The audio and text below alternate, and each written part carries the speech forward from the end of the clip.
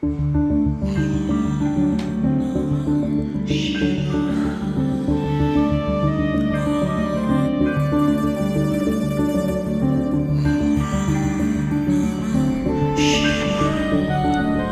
Friends, जय माता दी। कैसे हैं आप सब? सखीरी शिव को मनाने का मौसम आयो री। सखीरी भोले के ब्याह का दिन आयो री। चलो नाच नाच भोले को रिझाएंगे। सब मिलकर एक साथ महाशिव की वो रात्रि मनाएंगे। सबसे बड़ा पर्व और सबसे अंधकारपूर्ण दिवस महाध्यान की रात है। वैसे तो हर महीने के कृष्ण पक्ष की चतुर्दशी के दिन शिवरात्रि आती है, लेकिन जब फागुन माह के कृष्ण पक्ष की चतुर्दशी आती है तो ये महाशिवरात्रि कहलाती है। सृष्टि के प्रारंभ का दिन है, शिव में समाने की रात है, और शिव का अर्थ ही यही है जो नहीं है। जो नहीं है वही शिव है। और अगर आप ध्यान दें तो शून्य है शिव, और अंधकार है जो सर्वव्यापी है। क्योंकि लाइट को क्या होता है, उसका आरंभ होता है, अंत होता है, सर्वव्यापी नहीं होती है। लेकिन अंधकार क्या होता है, सर्वव्यापी होता है। तो महाशिवरात्रि एक अवसर है, एक संभावना है जो हर मनुष्य के भीतर छुपी हुई जो असीम रिक्तता है, खालीपन है, उसको हम अनुभव से जोड़ सकते हैं। उस शिव जो सारे सृजन का स्रोत हैं, जो संहारक भी हैं तो साथ ही साथ करुणामयी भी हैं और विलक्षण हैं, अद्भुत हैं, उनसे जुड़ने की रात है। महाशिवरात्रि 2021 विशेष रूप से ग्रहण करने की रात्रि है। एक आशीर्वाद के रूप में हमारे जीवन में आई है और नींद से जागते रहने की रात है। इस जागरण की रात्रि को आपको चेतना और जागरूकता के साथ जागते हुए रहना चाहिए। कहा जाता है जब ग्रह का उत्तरी गोलार्ध इस प्रकार अवस्थित होता है कि मनुष्य के भीतर की ऊर्जा प्राकृतिक रूप से ऊपर की ओर जाती है, एक ऐसा दिन जब प्रकृति मनुष्य को उसके आध्यात्मिक शिखर तक ले जाने में मदद करती है, इस परंपरा को एक उत्सव की तरह मनाने की रात है। इस बार महाशिवरात्रि पर आप सभी को ध्यान रखना है, रात भर जागना है। ऐसे जागना है कि हमारी ऊर्जाओं के जो प्राकृतिक प्रवाह है, इनको उमड़ने का पूरा अवसर मिले। अपनी रीढ़ की हड्डी को सीधी रखते हुए आपको निरंतर जागते रहना है। जहाँ साधकों के लिए महाध्यान की रात है, वहीं जनमानस इस महाशिवरात्रि को शिव और शक्ति के मिलन की रात यानी कि शिव के विवाह के उत्सव की तरह मनाते हैं, शत्रुओं पर विजय के रूप में मनाते हैं। देवों के देव महादेव हैं भोलेनाथ, शंकर, महेश, नीलकंठ आदि नामों से इनको हम जानते हैं। कहीं रुद्र तो कहीं भैरव के नाम से जानते हैं। और अर्धांगिनी इनकी पार्वती है, इनके पुत्र कार्तिकेय हैं, गणेश हैं तथा पुत्री अशोक सुंदरी है। शंकर जी संहार के देवता भी माने जाते हैं और सौम्य और रुद्र दोनों रूपों के लिए विख्यात हैं। कल्याणकारी हैं शिव और हमेशा लय और प्रलय दोनों को अपने अधीन किए हुए, और रावण हो, शनि हो, कश्यप ऋषि हो, बड़े बड़े इनके भक्त हुए। भगवान शिव मनुष्य हो, राक्षस हो, देवता हो, सभी को समान दृष्टि से देखते हैं, इसलिए उन्हें महादेव कहा जाता है। इसलिए इर्रिस्पेक्टिव ऑफ आप कैसे हैं, क्या हैं, आप सभी के लिए ये वो दिन है जिस दिन वह कैलाश पर्वत के साथ एकात्म हो गए थे। इस पर्वत की भांति ही स्थिर और निश्चल हो गए थे, और इन्हें किसी देवता की तरह हमें नहीं पूजना है, एक गुरु की तरह पूजना है जिनसे मनुष्य को ज्ञान उपजा।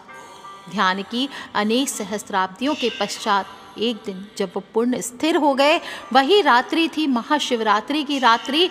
सारी गतिविधियां शांत हो गई, पूरी तरह से स्थिर हो गई। स्थिरता की रात्रि है, और इस महत्वपूर्ण पवित्र दिन को सभी शिव भक्तों को अपनी अपनी इच्छा के अनुसार व्रत करना है, शिव से जुड़ना है। मंदिरों में जाकर आप चाहें तो शिवलिंग पर बेलपत्र आदि चढ़ाकर पूजा करें, व्रत करें, रात्रि जागरण करें, या ऐसे ही शिव का ध्यान करें, क्योंकि इस बार महाशिवरात्रि बहुत ही खास है। गुरुवार 11 मार्च के दिन पड़ने वाली है। शुभ मुहूर्त में कुंभ राशि जब चंद्रमा, सूर्य, शुक्र, बुध और ग्रह का संचरण होगा, और घनिष्ठा नक्षत्र के कारण इस दिन का महत्व और बढ़ जा रहा है। इस रात को ग्रहों की स्थिति कुछ ऐसी होने वाली है कि मानव तंत्र में ऊर्जा का प्रवाह प्राकृतिक रूप से ऊपर की ओर होगा। अतः जो भी योगी हैं, साधक हैं, भक्त हैं, इनको सभी को अपने शरीर को सीधी स्थिति में रखना है और सारी रात सोना नहीं है। 27 नक्षत्रों का अलग अलग साधना काल का महत्व होता है। और भोलेनाथ ने, भगवान शिव ने स्वयं कहा है कि नक्षत्र के जो भी अधिपति होते हैं उनके साथ इनकी साधना करना विशेष फलदायी होता है। तो महाशिवरात्रि की साधना करना है, और देखा जाए तो इस दिन शास्त्रीय विधि विधान के अनुसार अगर आप शिवरात्रि का पूजन निश्चित काल में करते हैं तो ये सर्वश्रेष्ठ रहता है। वैसे तो भक्त रात्रि के चारों प्रहर में से अपनी सुविधा अनुसार पूजन कर सकते हैं, लेकिन 8वां मुहूर्त जो होता है रात्रि का, वह निश्चित काल कहलाता है। और निश्चित काल की पूजा मुहूर्त इस बार 11 मार्च 2021 की मध्य रात्रि को 12:06 से लेकर 12:55 तक रहने वाला है। यानी कुल 48 मिनट का निश्चित काल का मुहूर्त है। और जो लोग भी पारणा करना चाहते हैं वो 12 मार्च को सुबह 6:36 से लेकर के दोपहर को 3:04 तक कर सकते हैं। बहुत ही शुभ योगों में आ रही है महाशिवरात्रि। सभी राशि वालों पर महादेव की कृपा ज़रूर बरसेगी।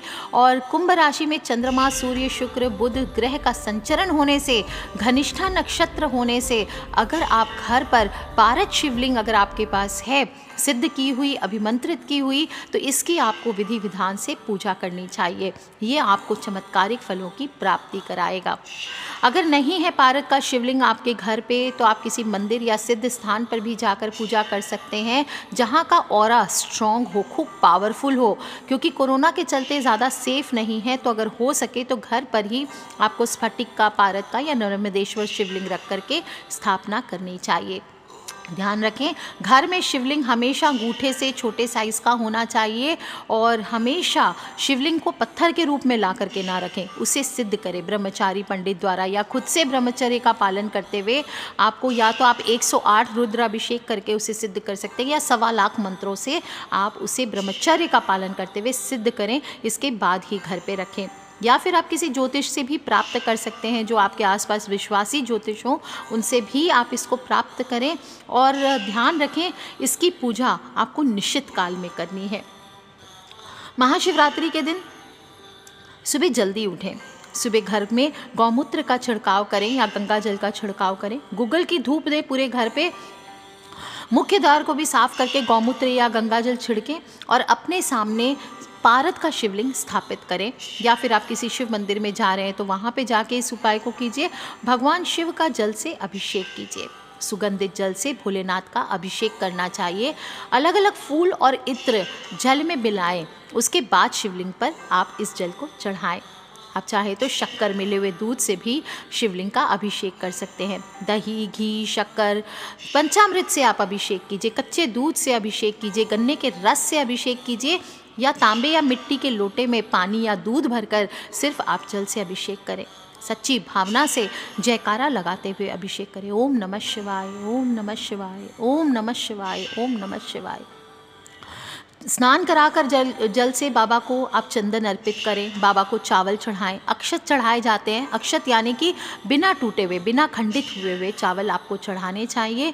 और फिर आप सफ़ेद पुष्प हुआ, धूप, दीप, नैवेद्य आदि सभी चीज़ें अर्पित करें। दिल से ओम नमः शिवाय, ओम नमः शिवाय सच्चे दिल से बोल बोल करके बाबा को पुकारते रहें। आपकी पुकार बाबा ज़रूर सुनेंगे, ज़रूर आएंगे। बेलपत्र चढ़ाएं, आक, धतूरा, भांग, ये फूल आदि आपको मिले तो ये चढ़ाइए। इसके बाद ओम नमः शिवाय इस मंत्र का जप करते रहें। 108 बार जप करें। और दूध अगर चढ़ाने के लिए आपके पास चांदी का बर्तन है तो ये सर्वश्रेष्ठ होता है। और अभिषेक करते समय आप ओम नमः शिवाय या ओम जुंग सह इस मंत्र का जप करते रहें। इसके बाद भोलेनाथ से सभी परेशानियों को दूर करने की प्रार्थना करें। भोलेनाथ को आंकड़े का फूल चढ़ाने से 10 स्वर्ण माप के बराबर फलों की प्राप्ति होती है। 1000 आक के फूल की अपेक्षा 1 कनेर और 1000 कनेर के फूल की बजाय 1 बिलपत्र और 1000 बिलपत्र की बजाय 1 गुमा का फूल और 1000 गुमा के फूल की बजाय 1 चिचड़ा यानी कि अपामार्ग और 1000 चिचड़ा की बजाय 1 कुश का फूल और 1000 कुश फूल की बजाय 1 शमी का पत्र और 1000 शमी पत्रों की बजाय 1 नीलकमल और 1000 नीलकमल की बजाय 1 धतूरा और 1000 धतूरा की बजाय 1 शमी का फूल चढ़ाने पर भोलेनाथ ज़बरदस्त प्रसन्न होते हैं। अगर आपके पास भी शमी का फूल है तो भोलेनाथ को ज़रूर चढ़ाइए, और नहीं तो बेलपत्रों पर चंदन से ओम नमः शिवाय इस मंत्र को लिखें और शिवलिंग पर चढ़ाना चाहिए। अगर आपके पास रुद्राक्ष है तो पंचमुखी रुद्राक्ष को सिद्ध करा करके भोलेनाथ को अर्पित कीजिए। इसके बाद अपने धन के स्थान पर इसे आप छुपा कर रख दीजिए। इस प्रकार से आपको हर प्रहर में पूजन करना चाहिए। बेलपत्र और रुद्राक्ष पुराने नहीं होते, इनको बार बार धो करके चढ़ाया जा सकता है। अगर आपके पास आसपास कोई शिव मंदिर नहीं है, कोई भी शिवलिंग नहीं है, तो घर में ही मिट्टी का पार्थिव शिवलिंग बना करके उससे पूजन किया जाना चाहिए।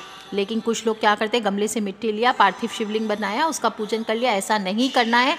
पार्थिव शिवलिंग बनाने की विशेष विधि होती है, ऐसे ही मिट्टी से उसे ना बनाएं। जो लोग भी विशेष उपाय करना चाहते हैं उनको बता दूं, घर में पारद के शिवलिंग को स्थापित करके आपको 108 बेलपत्र चढ़ाने चाहिए। अगर नॉर्मल बेलपत्र नहीं मिलते हैं, अखंडित नहीं मिलते हैं, तो आपको चांदी के बेलपत्र चढ़ाने चाहिए। ध्यान रखें, जब भी बेलपत्र चढ़ाते हों तो वो कटे फटे ना हो और चिकना भाग जो है वो शिवलिंग की ओर हो, ऐसे आपको चढ़ाना चाहिए। बेलपत्र चढ़ाते हुए एक खास मंत्र बताती हूँ, चमत्कारिक है। इसको आपको जप करना चाहिए, जो आपको धन की प्राप्ति कराता है, स्थिर लक्ष्मी की प्राप्ति कराता है। ऐम ह्रीम श्रीम ओम नमः शिवाय श्रीम ह्रीम ऐम। इस मंत्र को आपको बोलते हुए बेलपत्र चढ़ाना चाहिए। अगर 108 नहीं मिले तो आप 5, 7, 11, 3 ऐसे भी चढ़ा सकते हैं। और हर बार मंत्र जप के बाद शिवलिंग पर एक एक बेलपत्र चढ़ाते जाएं और बोलते जाएं, ऐम ह्रीम श्रीम ओम नमः शिवाय। इस प्रकार से बोलते हुए चढ़ाएं। जो लोग भी 108वां बेलपत्र चढ़ा रहे हैं या जो भी लास्ट बेलपत्र आप चढ़ाएंगे वो निकाल लीजिए और उसे आपको अपने घर के मंदिर में रख देना है। जिन लोगों ने भी चांदी का बेलपत्र 108 चढ़ाया है वो सारे बेलपत्र एक सफ़ेद कपड़े में पोटली बना करके रख लीजिए। इसके बाद रोज़ इसकी पूजा आपको करना चाहिए, कम से कम धूप दीप ज़रूर करें। इस उपाय से एक तो आपका दुर्भाग्य दूर होता है और कहा जाता है अनाप शनाप धन वर्षा होती है, माता लक्ष्मी का स्थायी निवास होता है। दरिद्रता घर से दूर हो जाती है, दुर्भाग्य घर से दूर हो जाता है। इस दिन आपको शिव पुराण का पाठ सुनना भी चाहिए। वीडियो के एंड में लिंक दे दूंगी, मैंने भी सुनाया है, अभी तक 2 भाग आए हैं और वो आप सुने। और इसके बाद आप नहीं तो चाहे तो पढ़ भी सकते हैं। महामृत्युंजय मंत्र का ज़्यादा से ज़्यादा जप करें। ओम त्र्यंबकम यजामहे सुगंधिम पुष्टिवर्धनम उर्वारुक में बंधनात् मृत्योर्मुक्षी मामृतात् ओम हों जुम सह। इस प्रकार से आपको जप करना चाहिए। आता है तो ठीक है, ठीक से उच्चारण कर सके तो ठीक है, नहीं तो सिर्फ पंचाक्षर मंत्र ओम नमः शिवाय का जप ज़्यादा से ज़्यादा इस दिन करते रहने चाहिए। रात्रि जागरण का विधान आता है और कोई भी काम इस दिन संकल्प करके अगर किया जाए तो वह अवश्य पूर्ण होता है। यदि जातक को धन की कमी है तो धन प्राप्ति के लिए विशेष साधनाएं, ऐसे ही यश ऐश्वर्य विजय कार्य सिद्धि एवं प्राप्ति तथा इच्छित सफलता आदि के लिए भी करना चाहते हैं तो इस दिन आपको पारद शिवलिंग को सिद्ध करके इस उपाय को कीजिए। ये अनुक्रम सफलता देता है। इसमें विशेष रोग दोष की निवृत्ति के लिए आप महामृत्युंजय मंत्र का, रुद्र यंत्र का, पाशुपत यंत्र आदि वैदिक पद्धति से सिद्ध किया हुआ यंत्र आप काम में लेकर उसके सामने भी बैठकर जप कर सकते हैं। और भगवान भोलेनाथ पर जब जल चढ़ाएंगे तो उस समय शिवलिंग को दोनों हथेलियों से, विशेषकर पुरुषों को ज़रूर रगड़ना चाहिए। इससे कहा जाता है हाथों की लकीरें भोलेनाथ की बदलने की ताकत होती है। अगर आपके पास गाड़ी आदि नहीं है तो आपको इस दिन शिवलिंग पर चमेली के फूल चढ़ाने चाहिए और भोलेनाथ के सामने बैठकर ओम नमः शिवाय का 108 बार जप करना चाहिए। किसी सुनसान जगह पर स्थित अगर शिव मंदिर आप जानते हैं, वहाँ पर इस दिन दीपक जलाने से हर मनोकामना ज़रूर पूर्ण होती है। और बेलपत्रों पर चंदन से ओम नमः शिवाय लिखकर इन पत्तों की माला बना करके भी आप शिवलिंग पर चढ़ा सकते हैं। कच्चे दूध में शक्कर मिलाकर तांबे के लोटे से शिवलिंग पर चढ़ाते हैं तो इससे माँ सरस्वती का आशीर्वाद मिलता है। और बच्चों को इस दिन विशेष रूप से कच्चे दूध में शक्कर मिला करके शिवलिंग का अभिषेक करना चाहिए और वहीं बैठ करके ओम नमः शिवाय का जप करना चाहिए। अगर बीमारियों से बहुत ज़्यादा परेशान हो चुके हैं, दवाइयाँ लेने के बाद भी आराम नहीं हो रहा है, तो पानी में दूध और काले तिल मिलाकर शिवलिंग पर चढ़ाने से और ओम नमः शिवाय का ज़्यादा से ज़्यादा जप करने से आपकी बीमारियाँ दूर होती है। केसर मिश्रित जल से शिवलिंग का अभिषेक करते हैं तो विवाह तथा वैवाहिक जीवन से जुड़ी समस्याओं का अंत होता है। गृहस्थ जीवन में अगर व्यवधान आ रहे हैं तो वो दूर होते हैं। और अगर कुंडली में शनि दोष युक्त है, किसी भी प्रकार की पीड़ा दे रहा है, शनि की 7.5 है, ढैया है या कुदृष्टि है, तो शिवलिंग पर इस दिन आपको काले तिल मिलाकर जल चढ़ाना चाहिए। इससे तुरंत राहत मिलती है। जो लोग भी लंबी उम्र की कामना करते हैं उन्हें इस दिन शिवलिंग पर दुर्वा घास अर्पित करनी चाहिए। और साथ ही साथ भोलेनाथ के साथ साथ गणेश जी पर भी आपको दुर्वा अर्पित करनी चाहिए। आंकड़े के फूल की माला बनाकर शिवलिंग पर अर्पित करें, इससे मनोकामनाएं पूर्ण होती हैं। और इस दिन पके हुए चावलों से अगर आप शिवलिंग का श्रृंगार करते हैं तो इससे मंगल दोष शांत होते हैं। दोस्तों, ध्यान रखें, घर में स्थायी लक्ष्मी के निवास के लिए शिवलिंग पर इस दिन अक्षत जरूर चढ़ाएं। अखंडित चावल यानी टूटे हुए ना हो। इसके साथ साथ लक्ष्मी माता की भी कृपा प्राप्त होती है। और 1.25 किलो, 5.25 किलो, 11 किलो या 21 किलो गेहूं या चावल का दान इस दिन करना चाहिए। इससे आपके घर पर आए हुए कष्टों का निवारण होता है, समस्त बाधाओं से मुक्ति मिलती है। अगर आपके पास अथक प्रयास के बाद भी आपको जीवन में सफलता नहीं मिल रही है तो पारद का शिवलिंग इस दिन स्थापित कीजिए घर पे। आप देखेंगे 41 डेज तक इस पारद, अभिमंत्रित पारद शिवलिंग की स्थापना करके आप 41 दिन उसका पूजन करते हैं, सिर्फ जल चढ़ाते हैं। 41वें दिन के अंदर अंदर आपकी सभी मनोकामनाएं पूर्ण होगी और सफलता आपको ज़रूर मिलेगी। आपको धतूरा भी इस दिन चढ़ाना चाहिए। खासकर जो लोग भी संतान प्राप्ति के लिए करना चाहते हैं और संतान से संबंधित सभी कार्यों में संतान को सफलता मिलती है, ये इस प्रकार से आपको चढ़ाना चाहिए। इस दिन आपको शिवजी के वाहन नंदी बैल को भी हरी घास खिलाना चाहिए। गरीबों को भोजन खिलाएं, इससे घर में अन्न की कमी नहीं होती। किसी नदी या तालाब में जाकर आटे की गोलियां मछलियों को खिलाएं और शिवजी का ध्यान रखें। कुछ काम है जो नहीं करने चाहिए, नहीं तो सारी पूजा किया कराया सब बेकार हो जाता है।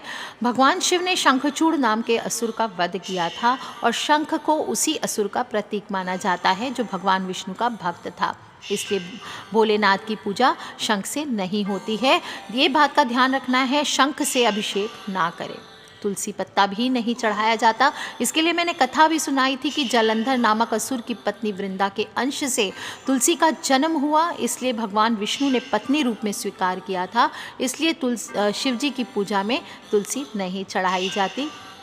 टूटे हुए चावल मैंने बताए, शास्त्रों में लिखा है टूटा हुआ चावल अपूर्ण और अशुद्ध होता है, इसलिए आपको शिवजी को टूटे हुए चावल नहीं चढ़ाने चाहिए। कुमकुम हो, हल्दी हो, इसको सौभाग्य का प्रतीक माना जाता है, इसलिए कुमकुम और हल्दी भी शिवजी को नहीं चढ़ाए जाते हैं।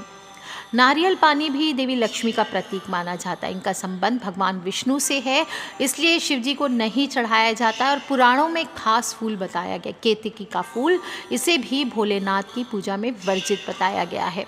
कहा जाता है श्रापित है ये फूल, क्योंकि इसने भोलेनाथ से झूठ बोला था, इसलिए इस फूल को भगवान शिव ने अपनी पूजा से त्याग दिया है।